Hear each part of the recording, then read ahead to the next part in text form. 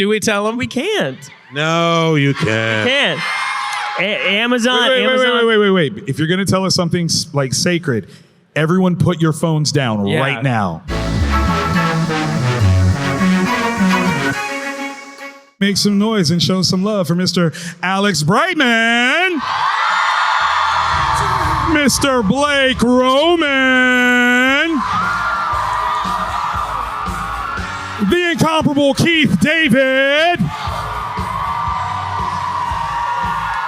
and last but certainly not least, Amir Talai.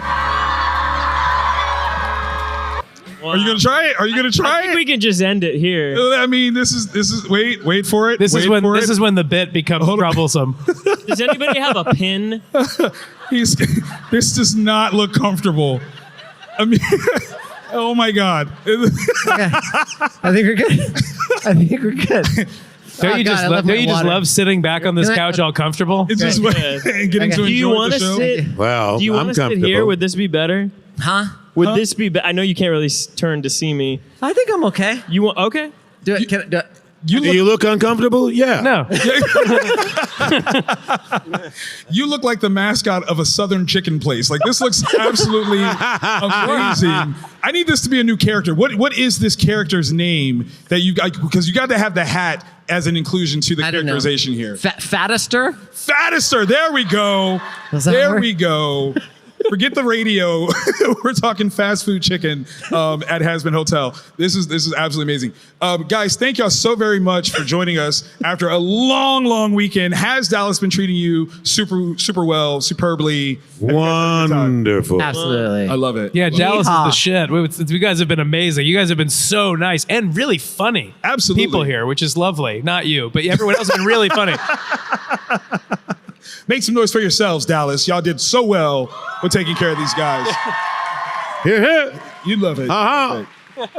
So here we're here to talk about Hazbin Hotel, one of the most prolific shows to ever exist, and the way I said what I said, and the way that it has captured pop culture and minds abroad has got to be something fascinating for you as actors. How often have you been a part of something that you have seen this kind of response, where people so quickly dress up as your characters, despite the fact that they're animated and proportionally very, very unique in their design? Have you guys ever been a part of anything like this before?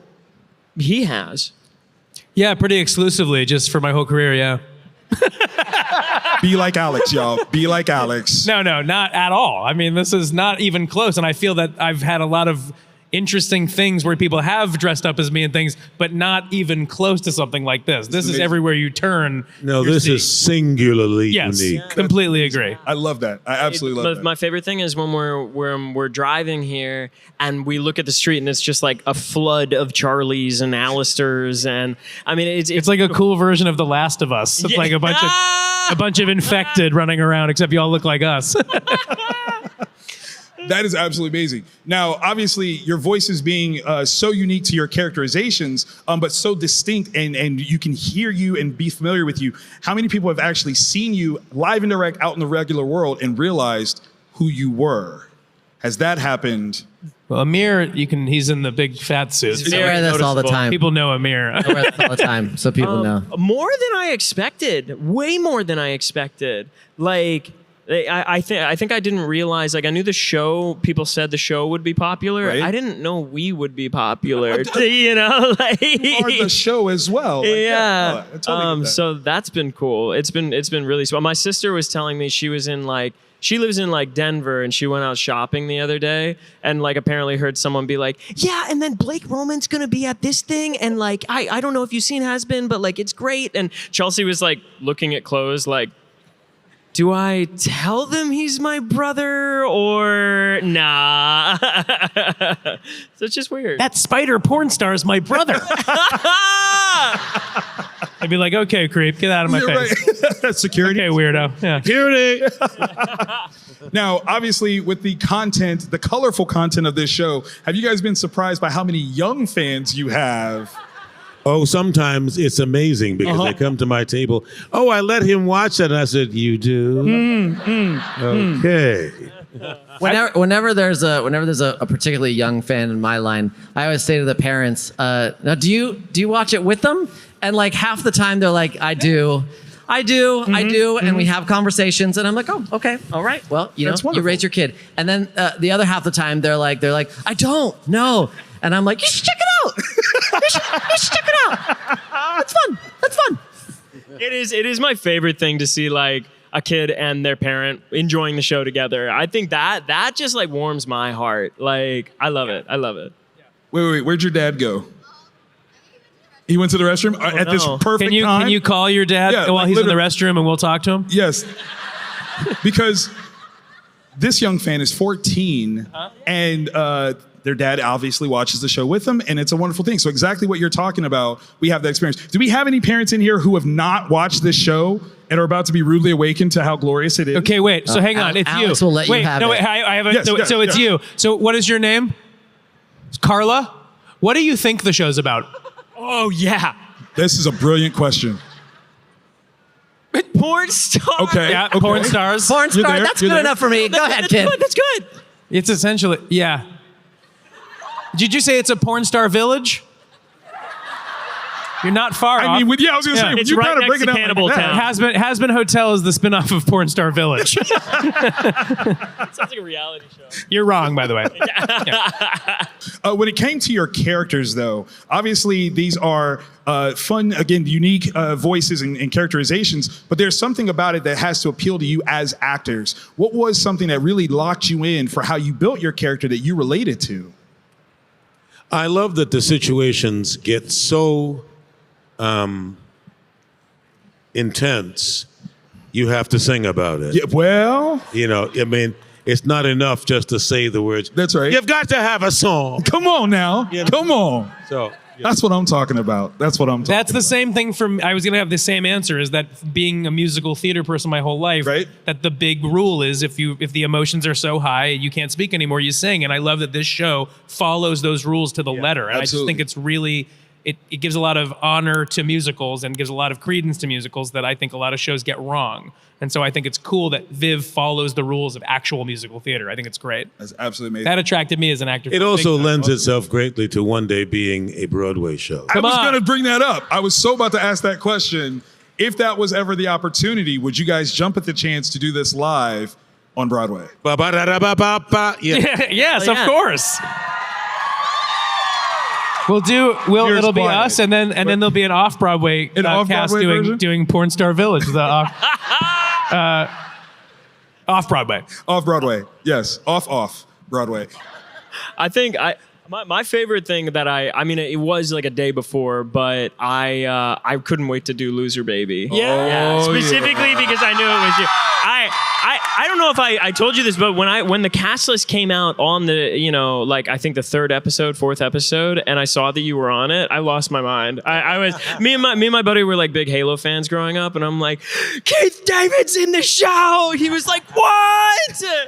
And the fact that we get to sing a duet together is great. People are like, I love Loser Baby. It makes me feel like That was my favorite part. Yeah, That's awesome. That's awesome. And it's great because it's also my favorite too. I think it's, I don't know, it's cool. You're cool. See, most of you are y'all, cool. most of y'all are too young to know Top Cat. Well, But when I was growing up, there was sir. a cat named Top Cat, and he had a whole crew. And I feel like the Millennium Top Cat. Hell yeah! Yeah!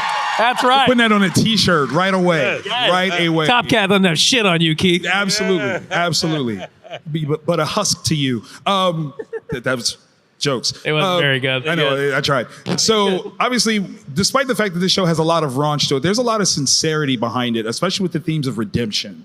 And in terms of being storytellers yourselves, how fun is it to play with a piece that has such comedic range, but also has such heart as well?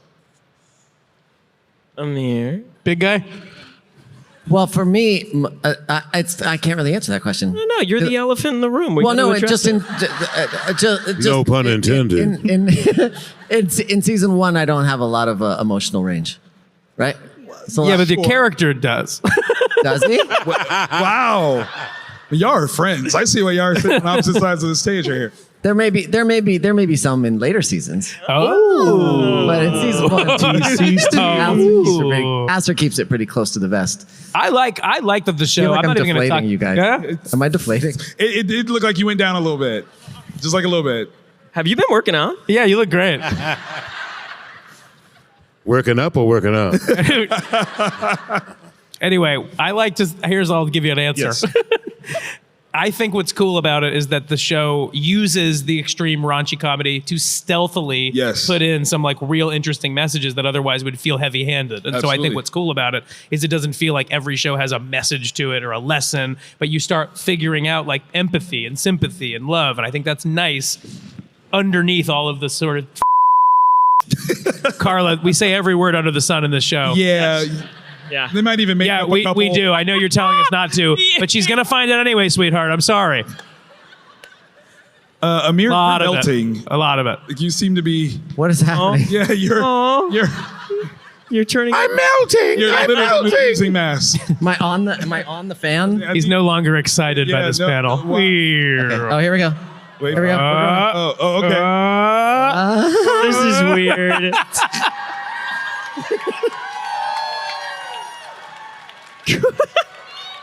Good job, Amir. You're all, yeah, you're all applauding fan technology that's been around forever. That's better. That's nice. Sorry. I'm sorry. right. I was getting alarmed. I thought I broke it. Okay. You broke us. That's what you did. That's amazing. That's amazing. Okay. All right. So, with Do you remember the third Harry Potter movie? Yeah, very good. Aunt Marge. Very good.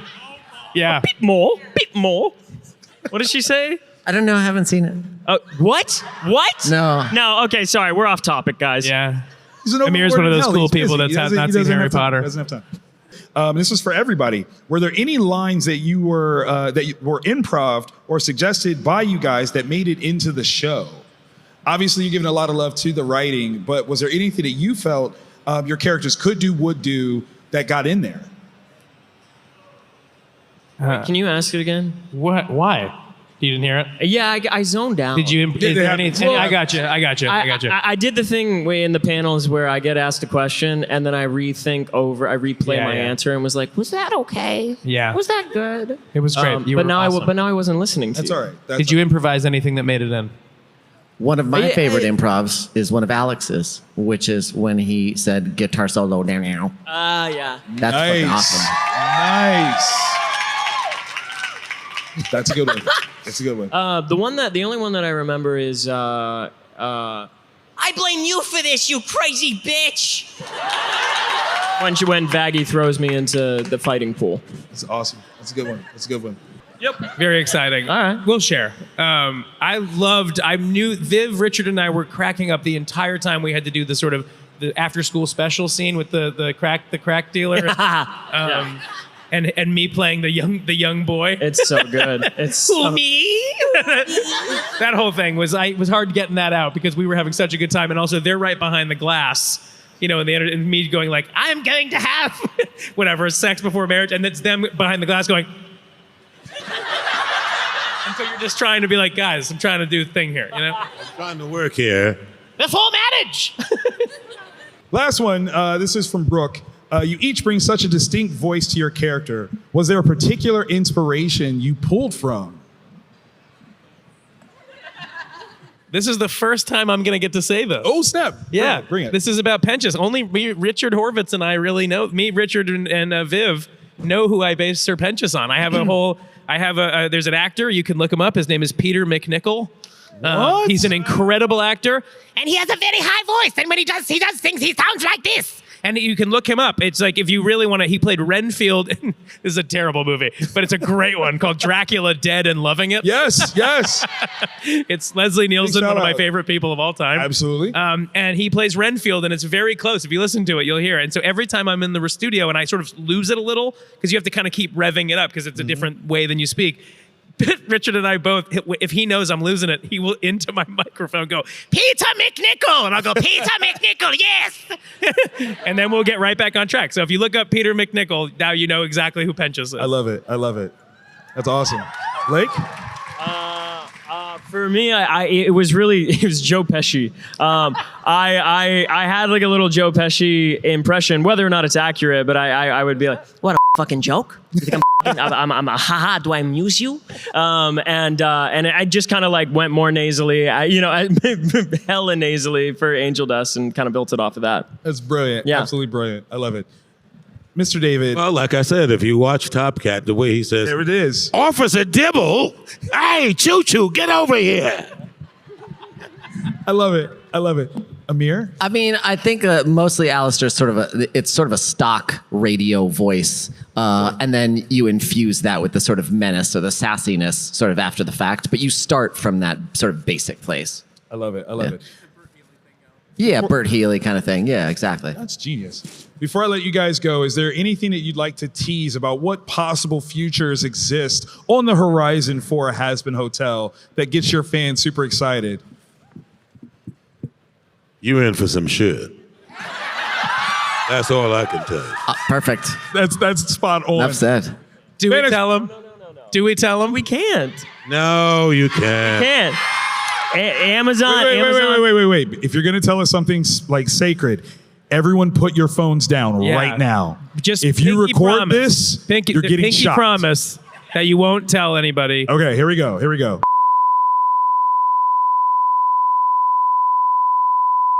That's glorious. No, I mean, if you want a spoiler, I mean, Now if you you go to know. Amazon right now, you can watch season 1. There it is. There you go. Fan Expo Dallas, join me one more time in making some noise and showing all the love to this brilliant cast of Hazbin Hotel. everyone. Guys, thank y'all so very much for joining us.